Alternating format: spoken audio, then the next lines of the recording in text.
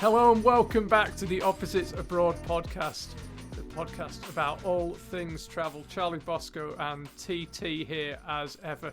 We've just been comparing notes on who's had the crapper week. So, we're both having when it rains it pours weeks. So yeah, and it's I guess it's good for anyone listening because not that we hold back anyways, but when I'm really irritated at the world, I hold back even less. But you know what? We were talking with last week's guest, Matt Groove. I really enjoyed that, by the way, with Matt. That was so good. He was so, he's your buddy. I've never met him, but he's so like just open and honest, and just really liked him. Yeah, he's a great guy, and we've had a great friendship, and I'm very, very grateful for him down the years. Amazing, isn't it? You just meet some guy at a talk, and he kind of peppered me with questions in a pub in London, and here we are 15 years later. But but no, we were talking on that episode with Matt about how sometimes travel influencers try and make life and travel look so perfect, and it's definitely not. So neither of us have had what we'd ever call a vintage week, definitely weeks to forget. So the thought of just getting on a podcast and talking about life and travel is super appealing. It is super appealing. I mean, I really enjoy this, and I enjoy hearing other people's thoughts on things. And life's so short, and if we can learn lessons from each other on how to enjoy what little time we have on the earth, I think it's beneficial. Well, this episode's about staying on the earth by not managing to get yourself shot, stabbed, kidnapped, and we're talking about travel safety. And you're going to be, I guess, doing most of the talking. I guess it's a bit of a weird question. What do you consider safety to be? What's your definition of a safe trip? So I would say a safe trip for somebody is coming back in the same condition or in better condition than when you left. Yeah. And if you come back and you're super sick, you come back and you're missing things that you brought with you, you came back and you have a black eye, or you're completely broke because you got robbed, or something that wasn't you just betting all your life savings on red in Vegas, I would say that was not a safe trip, and we should always travel and try to come back in a good position, in a good place, ideally a better place than we left. No one wants a vacation from their vacation. Like, you come back and you're like, I need a vacation because my vacation was so terrible. Nobody wants that. There was a famous mountaineer whose priorities on an expedition in order of importance was number 1, come home, number 2, come home friends, and number 3 gets to the top. And I think that's a nice way to look at it. Hit me then. You're actually sipping a cold beer, but I know we've covered many times your disapproval of going out and getting hammered in somewhere you don't know. Yeah, I think that's a good one to start, and we've touched on some of this stuff that we're going to talk about in some of the other podcasts, but we can expand on things a little bit more and talk about some other things. Alcohol is, it's like the saying, it's the cause and solution of all problems, and you both enjoy drinking, but we tend to be responsible, or we try to be responsible with it. I'm probably overly responsible with alcohol in some ways because I'm introverted and I don't like going out. I don't like drinking in public particularly. But when you travel, and when I'm talking about traveling, I'm not talking about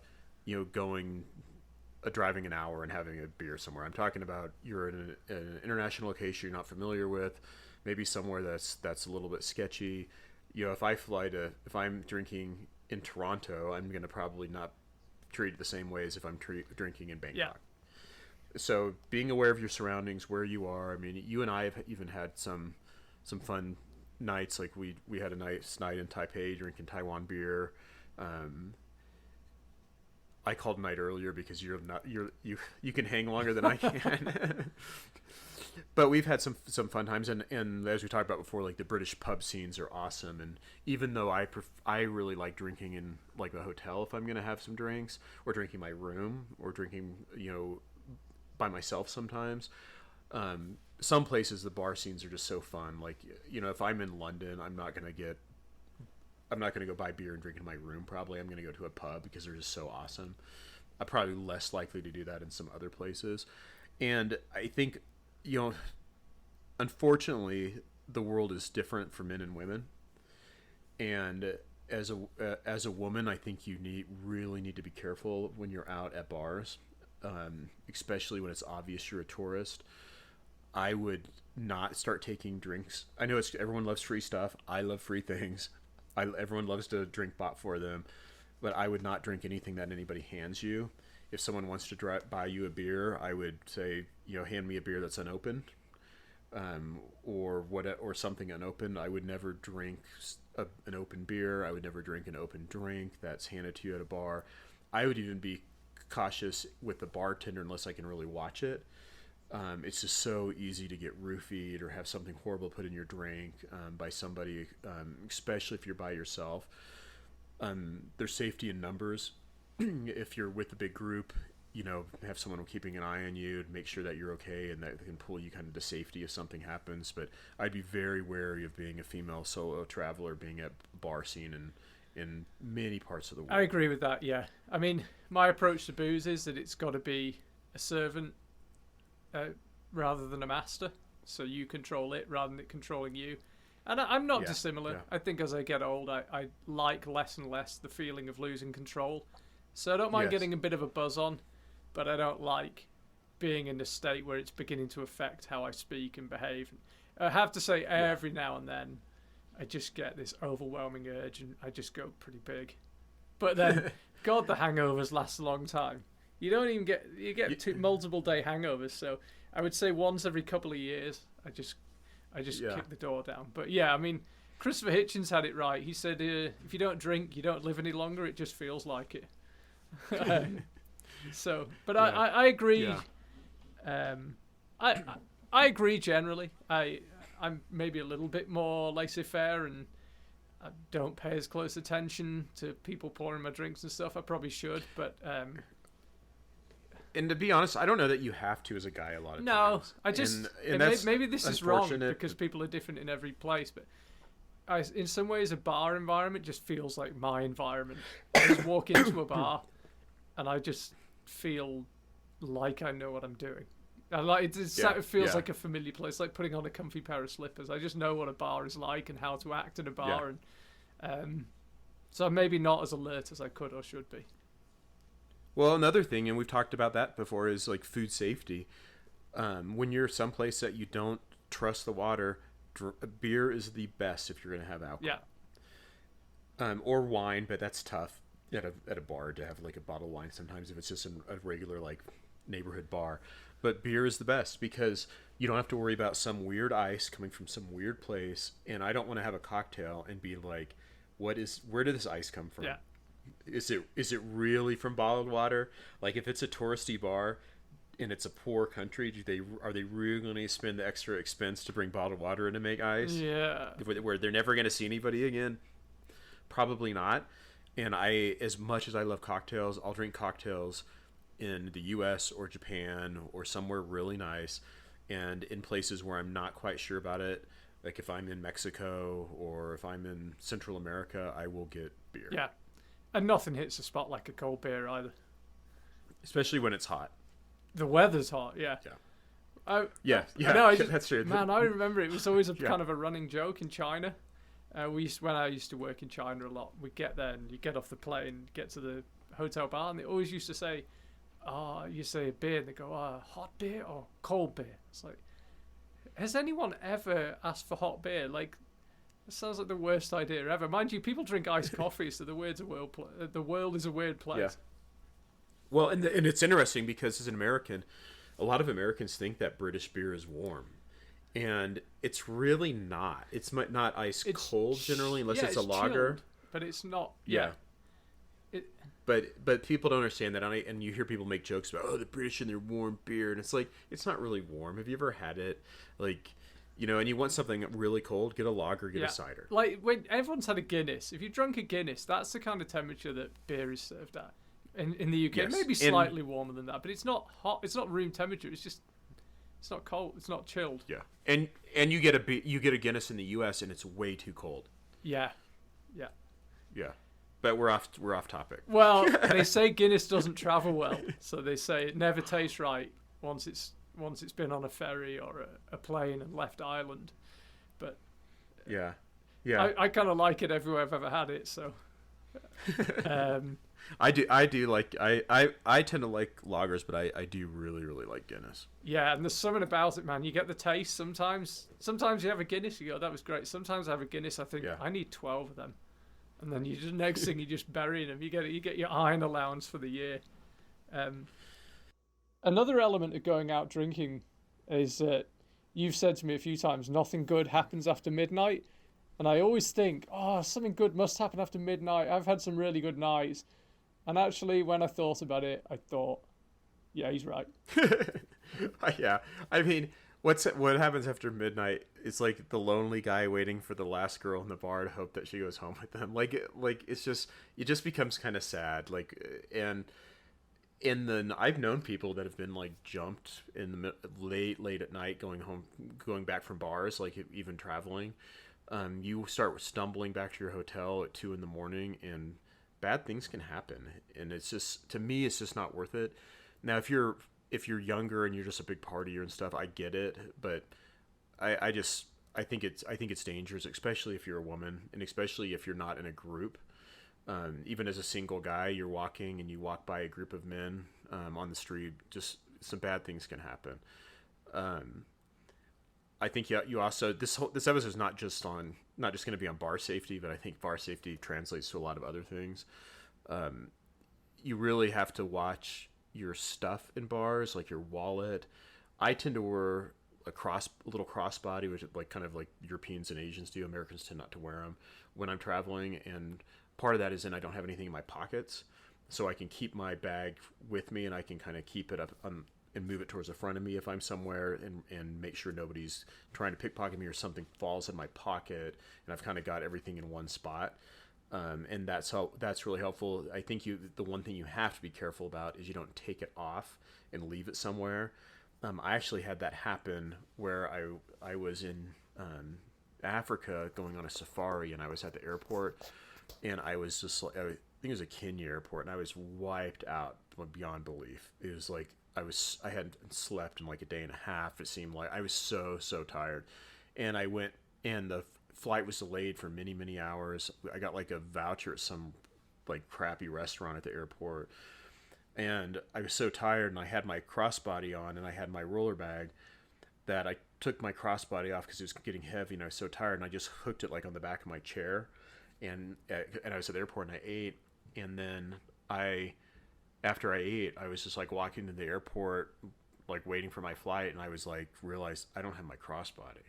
Like I'd never put it back on. And my wallet was in it, my passport was in it, and I was like, oh my God. And I went sprinting through the airport back to the restaurant. It's not there. The waitresses seemed to have no idea what I was talking about. And then I was running back to where I was, and someone had grabbed it and was looking for me and handed it to me. And I was like, oh my God. It's like when you have something like that happen, like your whole body just like, I mean, it's it's horrible. It's like when worst feeling. It's like when you narrowly avoid rear-ending someone in a car. Yeah, I'm glad you clarified in a car. Yeah. Narrowly avoid getting rear-ended in a car. Yeah. Yeah. No, but yeah, your whole body, and for a few minutes afterwards, you just feel all shaky and it's awful. Sweaty. Yeah. That's a good outcome. I mean, I've actually been jumped twice. Oh, tell us about it. Both after midnight. Yeah, and I've actually learned my lesson. Nicholas Sarabin, who we had on the podcast talking about Ukraine, him and I were working in Toronto for a week, actually. This wasn't when I got jumped. But he actually said to me, and I took it as a compliment, he said, you've got the most unbelievable ability to know when to leave a night out. Because every night in Toronto, we'd go out, had a few beers. I was normally in bed by 11, something like that. It was pretty mellow stuff. But we had a few beers, enough to have a buzz. And I remember one night, there was a kind of loud girl on our course. She was good fun, but she was kind of loud. And she goes, okay, let's play Truth or Dare. And I just went, okay, I'll see you tomorrow. And he said the night went off the rails. And then there was another one where we left the pub and I just went straight to bed, and he kind of hung around a bit and wasn't sure what to do with his evening. And then the guy we'd been in the pub with came back, and they went back in the pub. So yeah, you got to know when to say enough. But yeah, Yeah. the 2 times I got jumped were both in England, 2-3 in the morning. So Well, and I had a buddy that was very well traveled, more well traveled than I was at the time, and I asked him one time, like, where have you traveled that you felt unsafe? Because he'd been like all over the world, and he said the only place that he'd really been where he felt really, really unsafe was Brazil. right. And I think he was in Rio, and he was with a group of people he'd met at his hostel or whatever, and they went off to find places to drink and bars at night, and they went wandering around Rio. And one of the guys he was with was a British guy, and he said he was kind of like this tough British looking British guy, which, I assume like the guy from like the transporter or something. and he was eating it, and while he was walking with him, he was eating a corn dog. And as you know, corn dog is like on a stick, and it's like a hot dog batter fried on a stick, and he's eating this corn dog when they're walking. Well, somehow he got like split up from the group, and he finally found the group again, and they're like, did you finish your corn dog? Like, where's your corn dog? And he's like, no. And they're like, what happened? He goes, well, I got jumped, and guy tried to rob me. And they're like, well, what'd you do? He goes, I jammed him in the eye with my corn dog stick. Holy, you could have killed him. And ran off. And I just always pictured this guy like with the corn dog sticking out of his eye, like screaming, like running down the street. And I was like, good on you. Like that guy deserved it. Yeah, for sure. Yeah, and there's no way. Like, I know the safe thing, and if we're giving safety advice, and of course we're not safety experts, we're just doing our podcast. Everybody would say, you give them your stuff so nothing bad happens. I tell you what, I'm not giving them shit. Like someone tries to rob me somewhere, unless it's a big group of people, where I just know there's no way I can fight. I'm fighting. I'm not giving my. I think I'm kind of with you. Like, yeah. Well, and you have to be careful in other countries too, because like I can tell in the U.S. what a bad neighborhood is like because I'm from here. I feel like in the U.S. it's kind of obvious. Yeah, so. I'm less likely to be able to tell in like England, or in Asia or in some European countries. It doesn't. The buildings are all so old, they kind of mesh together, and you're not like all of a sudden going, oh my God, I'm in a horrible neighborhood. Where the U.S. it's fairly obvious, and it's so spread out that sometimes you have to go a really far distance to get to a really bad neighborhood. But just some common sense stuff, like don't wander down dark alleys. Like, just, it sounds so simple, but when you're traveling, sometimes you're like, oh, I'm traveling as my vacation. Like, what could happen on vacation? And you kind of lose the stuff that you would do at home. And sometimes we really stand out as tourists too. I mean, I was actually watching a video this week, and it was comparing men in Italy versus tourists in Italy on how they dress in the summer. And the men in Italy are generally all wearing suits, or they're very, very well dressed. And then the tourists are wearing big baggy shorts and baseball hats and big t-shirts and have big backpacks on. And it's like, I'm not saying when you're in the summer in Italy you have to wear a suit, but at least don't look so crazy obvious touristy that you become a target. Yeah, I agree with that. You can just sense when someone doesn't quite belong, but it's never more apparent than when people in Milan dressed in Ralph Lauren polo shirts and tailored golf shorts and nice shoes are surrounded by Americans with Duke University football. Yeah, exactly. Or a Make America Great hat. Well, God. Speaking of which, I saw a guy here in Canada. He had a red hat in the same MAGA style, and it said "Make Trudeau a drama teacher again." And I just thought that's the greatest hat, because that's what Trudeau used to do back before he was Prime Minister. Oh, I didn't know that. Yeah, well, there's some speculation about why his career came to the end, but we don't want to get sued for libel. have a look on Wikipedia. It's only libel if it's not true. Yeah, exactly. Actually, it reminds me. I was listening to a little snippet from Joe Rogan. I'm not big on Joe Rogan. It's a bit bro. But he had, as ever, some real tough guy on. I don't know who it was, and he was saying that a study had been done with criminals where they showed them CCTV footage of a street and said, if you were going to mug someone, if you were going to jump someone, who would you not jump? And the interesting thing to come out of it was that it wasn't necessarily the big dudes with the tats and the big muscles. It was people who had purpose.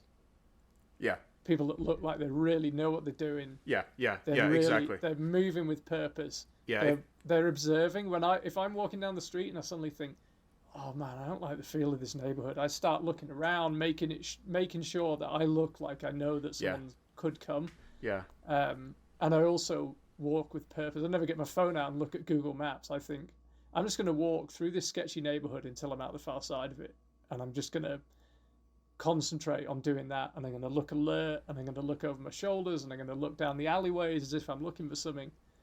And so it was the people who looked alert to danger that were the least popular targets. Yeah, I think that's exactly right. I think if you get lost, don't pull out a map or pull out your phone. Just walk with purpose to get to a coffee shop, get to a bookstore, get to somewhere, get to a hotel lobby, and then figure it out. Don't start wandering around or looking up and staring into space with your mouth open like you've no idea where you are.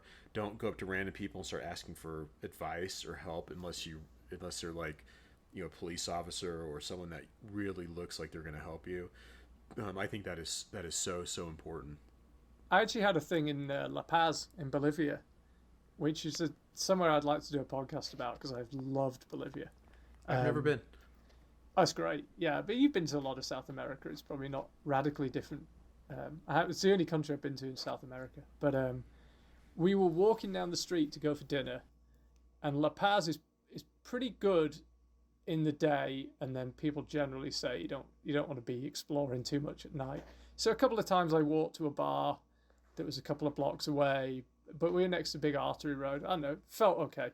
But we were walking, and I noticed that there were a couple of guys who I thought were following us and possibly talking about us. And I said to a couple of the people I was with, you think about those guys. And they kind of looked, and we walked a couple of blocks. And in the end, I said, look, let's stop and look at them. We're in a group of about 10 people, and I just had a couple of guys. I said, let's just stop and look at them. We'll carry on walking, but we'll keep looking over our shoulders if we know they're there. And we did that for a while, and they just disappeared. And I'm as sure as I can ever be that they thought we could totally take those guys, but there's easier targets. They know we're coming. They've seen us. They're aware of us. And it's just off-putting enough. So I think making it clear that you can see the danger coming is another element to it. Yeah. And I've done stuff before, and this is going to sound ridiculous to people. But I am very heavily tattooed, and I have a beard. So I feel like I look tougher than I am in some ways. And if I have been someplace sketchy in another country and I feel like someone's watching me or following me, I start doing what someone who's a fighter would do, and I start kind of stretching out. Make it look like you're ready to roll. Like I'm going to fight. Like I'll start stretching my neck and moving my neck around, looking around, stretch my back, my arms a little bit, maybe stretch my wrists out a little bit, and look like I'm some sort of MMA fighter that's ready to brawl. And I've done that before. I don't know if it really helps, but I feel like it probably does, because like you said, no one wants to fight somebody and you just don't know. It's like that old saying, if you're going to fight somebody, you never fight someone who's got cauliflower ears. Yeah. Because they're probably a boxer or they're a MMA fighter and they're going to kick your ass. And sometimes coming across that way a little bit might save you a little bit. Now that's hard to do if you're an 80-pound woman, but if you can pull it off, I think sometimes it helps. Yeah, I mean one thing I would say about any of this stuff is there's no good outcome to a physical altercation. No. If you can possibly avoid fighting, under any if it's either you or them, then you do what you got to do. But if there's some way to avoid this, because there was a guy in America, I think there's been a few cases like this, where somebody started a fight with him in a bar. Someone threw the first punch. This guy dodged the punch, dropped the guy, and as the guy fell, he banged his head on the bar and died. And the guy who'd thrown the punch and effectively killed his opponent, even though it was self-defense, kind of self-defense, ended up serving 8 years for manslaughter. Yeah, yeah. If you get in a fight with someone, you could kill them by accident. They could have a knife, a gun. They might have 10 friends, and when you walk away thinking you won the fight, they call their friends and they show up in a pickup truck. There's a million things that can happen. Yeah, so you never. The only way that I would ever fight, and I've never been in a fight traveling ever, is you're like literally jumped, your back's to the wall, you have nowhere to go.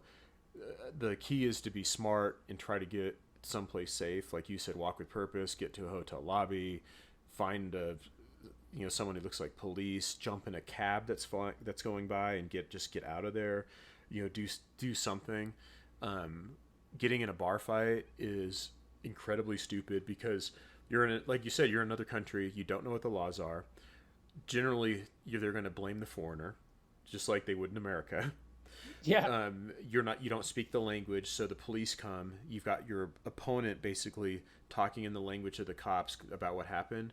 You're struggling to communicate, and you're going to get arrested because how in the world are you going to defend yourself when you probably don't even speak the language well, or they're looking at you suspiciously anyways because you're not from there. Yeah, and I always think even here, why am I going to risk getting seriously injured? Or even seriously injuring someone. I don't want to seriously injure someone. I don't want to hurt someone. Why? If some guy calls me a name in a bar, I just think, okay, fine, whatever. I don't care. Yeah. And I think, part of safety is just picking your companions and who you're with. And if you're with like you're a man and you're with a woman like the one you're talking about, and she eggs you on, like, that guy touched my butt and you need to kick his ass. Like, that's not the person to be hanging out with. No. I had a buddy one time. He's like a total normal guy that I worked with, and we went to a bar one time. This is many years ago, and he had a couple drinks, and he's like, "I want to get in a fight tonight." And I was like, I mean, why? I was like, "Oh my god, get away from me! Like, what is wrong with you?" Like, some people are trouble attractors. Yes, and they like it, or if someone bumps them and they're gonna throw a drink in their face, or they're gonna push them back or something, and it's like, just mind your own business and everything will be fine. Yeah, I mean, if possible, run away is Yes. my advice. Yes, but I'm not giving up on my stuff. And don't look like a target. We talk about not looking like a tourist. I like some luxury things. I like some luxury clothes, but I'm very particular when I pack about where I'm going and what I'm going to wear, and I'm going to wear different stuff if I'm in Paris for a week versus I'm in Bolivia for a week. I'm going to wear a different watch. I'm going to wear things without logos. I'm going to be very cautious of that, and just plan and know. It's kind of like know your audience, know where you are, and you're in a place where your purse or your watch is a year's worth of their salary. That's not a good look, and it's not a safe look. No. So, I think to summarize, be aware of your surroundings. If you're not in your hotel, just be aware of where you are. What's the neighborhood like? Are people looking at you? And be aware of how you look to them. It's pretty hard for me at 5'9" and 150 pounds soaking wet to look like a threat, but look like you at least have purpose. Look like you're not an easy target. Look like someone that would fight back if you absolutely had to. And that's a lot trickier, I appreciate, for women in some ways. Yeah, it's really tough for women. And there's places be sensible. There's places as a woman I just wouldn't go as a solo traveler. It's too risky. There's places with tons of bravado. I would Google before you go places what it's like, and not just Google like the U.S. website on travel, because it's going to tell you everywhere is horrible and everywhere is super dangerous. But Google like what's it like, and read people's blogs or watch YouTube videos of people that have traveled and see what they say, and how safe are some of these places. It's just like, for instance, if I was a female solo traveler, I wouldn't go to a lot of Muslim countries by myself. It's just No. it's too risky. Yeah, I agree. And equally, I sometimes feel that some places are more dangerous for men. You go to a really high testosterone charged bar in rural America. Yeah. Yes. Exactly. I feel like as a guy, you're kind of under more threat. Yeah. Or Australia, or Yeah. yeah. Or parts of England. I mean, I don't know any women who've been jumped in England. I got jumped twice. So yeah, just be aware of your surroundings and be aware of how you appear to those surrounding you. Yeah. Yeah. All right, man. I feel a little bit nervous, a little bit sketched out. I'll protect you. Yeah, thanks, man. Yeah. I mean, we did that episode about risk and reward in mountains the other day, and it's pretty similar. You never come unstuck staying in your hotel room. You'll never regret saying no to that extra drink. Generally most of us have got a pretty good internal voice that just says not tonight.